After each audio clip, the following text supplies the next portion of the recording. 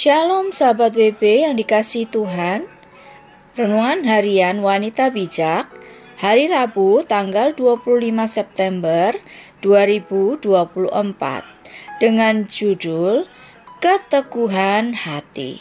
Firman Tuhan diambil dari kitab Matius pasal 20 ayat 29 sampai 34. Matius pasal 20 ayat 29 sampai 34. Sebelum kita mendengar firman Tuhan, mari kita berdoa terlebih dahulu. Hati kami sungguh limpah dengan syukur ya Bapa untuk hari baru yang Kau anugerahkan buat setiap kami. Kami sangat percaya Engkau melengkapi hari baru ini dengan kekayaan anugerah-Mu, sehingga kami dapat menjalani hari baru ini dengan tetap menjaga hidup kami berkenan kepadamu. Kami bisa melewati segala tantangan, segala sesuatu yang harus kami hadapi hari ini. Kami sungguh percaya, dan pada pagi hari ini ya Bapa, kami mau mendengar firman-Mu. Kami percaya firman ini yang menjadi kekuatan bagi setiap kami.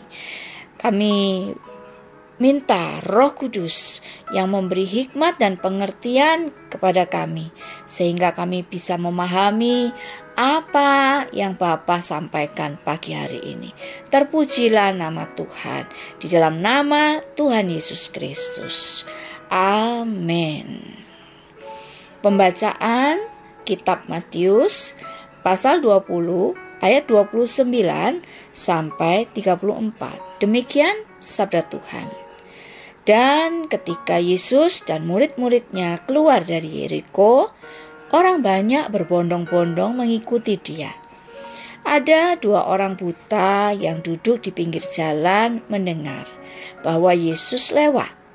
Lalu mereka berseru, "Tuhan, Anak Daud, kasihanilah kami." Tetapi orang banyak itu menegur mereka supaya mereka diam. Namun makin keras mereka berseru, katanya, "Tuhan, Anak Daud, kasihanilah kami." Lalu Yesus berhenti dan memanggil mereka. Ia berkata, "Apa yang kamu kehendaki supaya aku perbuat bagimu?" Jawab mereka, "Tuhan, supaya mata kami dapat melihat." Maka tergeraklah hati Yesus oleh belas kasihan. Lalu ia menjamah mata mereka, dan seketika itu juga mereka melihat, lalu mengikuti dia. Apa yang dilakukan dua orang buta di pinggir jalan itu? Menurutmu, apa yang membuat hati Yesus tergerak kepada mereka? Demikianlah sabda Tuhan. Berbahagialah mereka yang mendengarkan firman Tuhan dan melakukannya. Haleluya.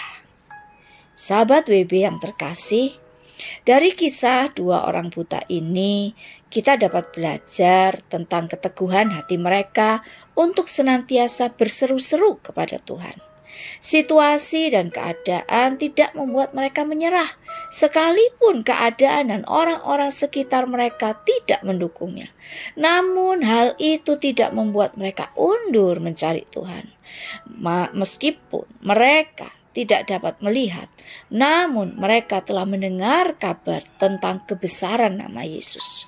Hal itulah yang membuat mereka mengenal pribadi Yesus dan menjadi percaya. Sebab dikatakan dalam Yohanes 20 ayat 29b, "Berbahagialah mereka yang tidak melihat namun percaya." Bagaimana dengan kita?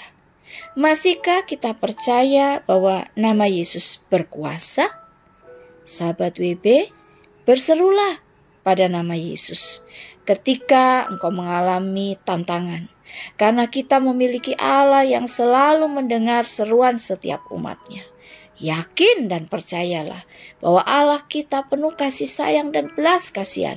Allah yang selalu berpaling kepada seruan orang-orang yang hanya berharap kepada Dia.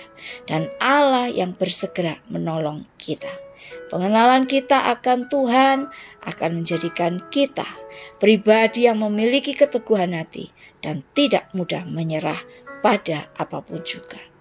Pengenalan akan Tuhan menghasilkan keteguhan hati untuk senantiasa mempercayai Dia dalam segala hal.